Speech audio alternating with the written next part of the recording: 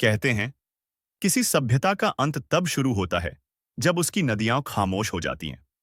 भारत की मिट्टी में भी ऐसी कई नदियां दबी पड़ी हैं जिन्हें सदियों से कोई आवाज नहीं मिली, पर उनकी कहानी आज भी जिंदा है।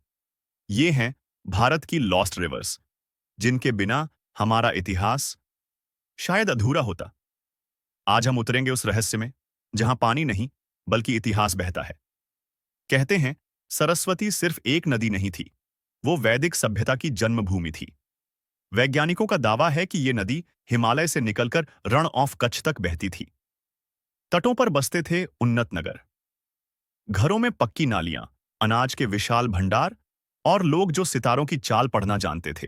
लेकिन फिर एक दिन हिमालय की गोद में भूचाल आया।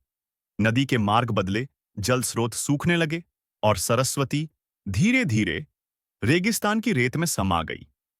आज भी राजस्थान और हरियाणा की रेत रात के सन्नाटे में जैसे पूछती है, क्या तुमने मुझे भुला दिया? ये नदी सरस्वती की सहेली कहलाती थी। दोनों मिलकर इस धरती पर सबसे प्राचीन राजधानियां बसाती थीं।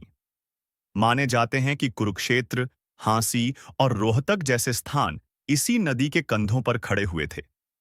पर आज दृशद्वती का नाम सिर्फ शास्त्रों में है, जमीन पर उसके निशान जैसे कभी थे ही नहीं।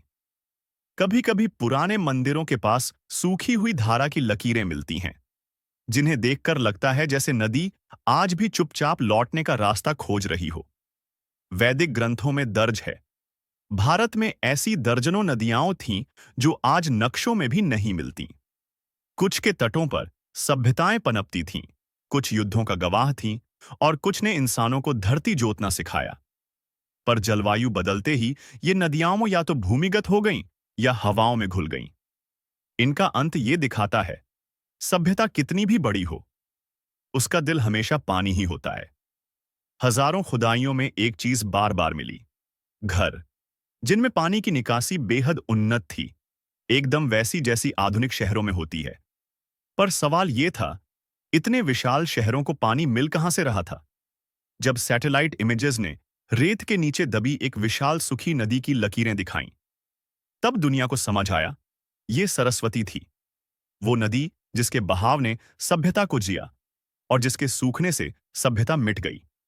कई वैज्ञानिक आज भी बताते हैं, कुछ जगहों पर भूमिगत सरस्वती अब भी बहती है। कई गांवों में लोग बिना बोरवेल लगाए मीठा पानी निकाल लेते हैं, जैसे नदी कह रही हो, मैं गई नहीं, बस चुप हो गई हूं। भारत की खोई हुई नदियां सिर्फ जलमार्ग नहीं, हमारी आत्मा थी। उनके तटों पर लिखा गया था हमारा इतिहास, हमारी संस्कृति, हमारी सभ्यता। उनके खोने का दर्द आज भी हवा में है और उनके मिलने की कोशिश आज भी विज्ञान कर रहा है। क्योंकि नदी कभी मरती नहीं, वो बस अपने रास्ते बदलती है।